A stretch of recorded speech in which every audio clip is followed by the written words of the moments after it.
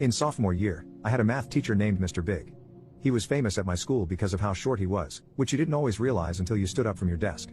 Kids used to jokingly refer to him as Mr. Big. He didn't assign too much work and he was a really nice guy, so most students liked him. However, some students took advantage of his kindness and would mess with him in class, as he seemed like an easy target. I was one of those kids, and one day we pushed him too far. He was my Algebra 2 teacher in my sophomore year. I was ahead in math. So the rest of my class were all juniors. I was very insecure at that time, as I hadn't quite hit puberty yet, and I desperately wanted the approval of the older kids in my class. The one thing I had going for me was that I was smart. Like really smart. But being good in school was not really that cool at the time, so I used my intellect for another purpose, to make fun of people. I couldn't always defend myself physically, so my defense mechanism I built up was an extraordinary ability to make people feel stupid and small using my words. I would study people and learn their insecurities, and store them away for if they ever crossed me or made me mad.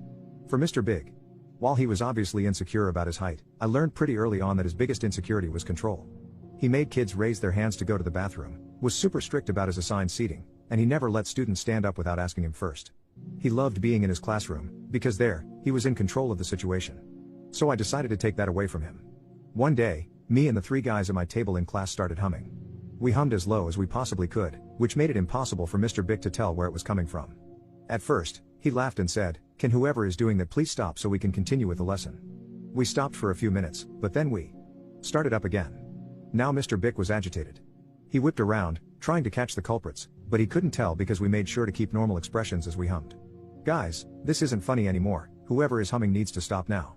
I could see his lip twitching, the urgency in his voice, and the look of insecurity in his eyes. It was working. Nothing made me feel better about myself than seeing someone else unravel right in front of me. After a few seconds of him staring everyone down, he turned back around and continued teaching. That is when I got the best idea of all. You know those huge algebra textbooks, right? The ones that are like super heavy? Well, I grabbed mine and tried throwing it at him, but I missed and hit Mr. Big's computer, knocking it to the floor and shattering the monitor into a million pieces. He turned around and did the unthinkable. He tried once again to return to teaching, but he could not ignore the low, buzzing sound of us humming. He turned around again, and this time hysterically screamed, "Just stop. Stop the humming. Whoever is humming, just please stop." He had completely lost his composure, and you could see the signs of anxiety all over him. Heavy breathing, beads of visible sweat on his brow, and his entire body shaking a little. Then he looked up, and saw a room full of teenagers snickering under their breath, or covering their mouths. I think that sight was what broke him. In an instant, the layers of protection he had been building up his entire life were stripped away, and the parts of himself he hated the most were bare for everyone to see. Then he started crying. Why? Why doesn't anyone take me seriously? I was ridiculed my entire childhood, and I thought that if I returned as a teacher I would finally be respected. But now, as a fully grown man, I'm being laughed at by a bunch of teenagers. Why? Is this why I'm alone? Is this why they all leave? Why doesn't anyone respect me? Nobody was laughing anymore. He stood there quietly for what felt like an eternity, and then left, saying he had to go to the bathroom.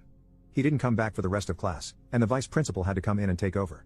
They told us some story about how he wasn't feeling well, but everyone had just seen what had happened. He came back after 2 days, and taught the class for the rest of the year, but he was different. He did the bare minimum, and I didn't see him smile a single time for the rest of the year. It was like he had just given up.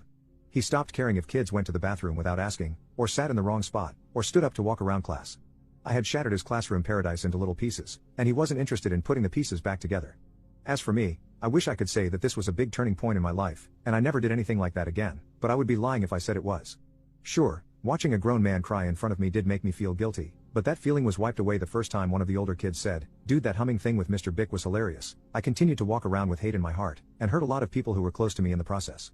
It didn't dawn on me until much later that I was worthy of love all by myself, and didn't need to put others down to feel big. Wherever you are, I'm sorry, Mr. Big.